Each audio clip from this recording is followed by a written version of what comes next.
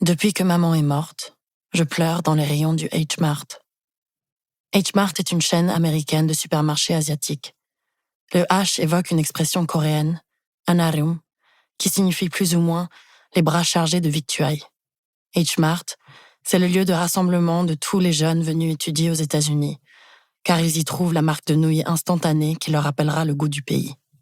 C'est là que les familles coréennes achètent leurs pâtes de riz en rondelles pour le tteokguk, le bouillon de bœuf du Nouvel An.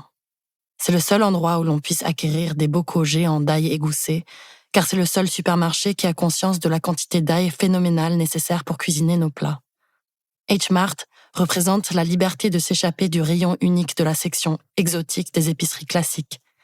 Ici, personne ne range les boîtes de haricots en conserve Goya à côté des bouteilles de sriracha.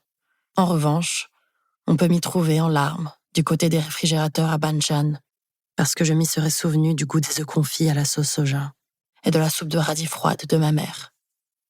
Ça vaut aussi pour le rayon congélation où un sachet de disques à raviolis me rappellera toutes ces heures passées avec elle à la table de la cuisine, à replier la fine pâte de riz sur une garniture de porc émincée à la ciboulette. On peut également me voir sangloter dans le coin épicerie, torturée par cette question. Suis-je encore coréenne si je n'ai plus personne à qui demander la référence des algues déshydratées de mon enfance?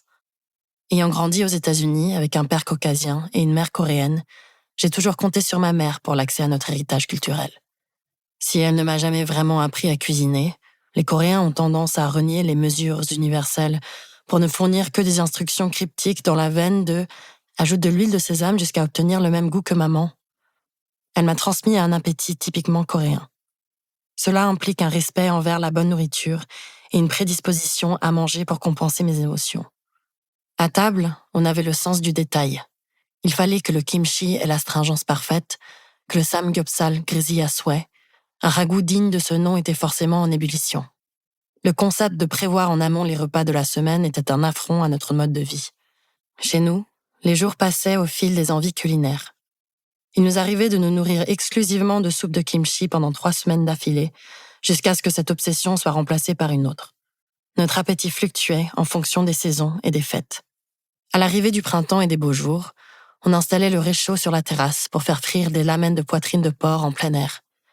La tradition voulait qu'on déguste du byokguk pour mon anniversaire, un bouillon généreusement garni d'algues, chargé en nutriments, d'abord servi aux femmes après l'accouchement et que les enfants consomment ensuite en hommage à leur mère.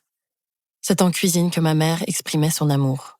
Sous ses airs insensibles et ses critiques, malgré la pression de ses attentes irréalistes, sa tendresse irradiait des pique-niques qu'elle me préparait pour l'école et des plats qu'elle concoctait exactement comme je les aimais. Je parle à peine coréen, mais dans les rayons de chez H-Mart, j'ai l'impression d'être bilingue. Je caresse les melons et les radis en prononçant leurs noms à haute voix.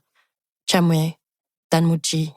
Pour continuer à écouter ce livre audio gratuitement, cliquez sur le lien dans la description et vous pourrez l'écouter en entier sans frais grâce à l'essai de 30 jours d'Audible.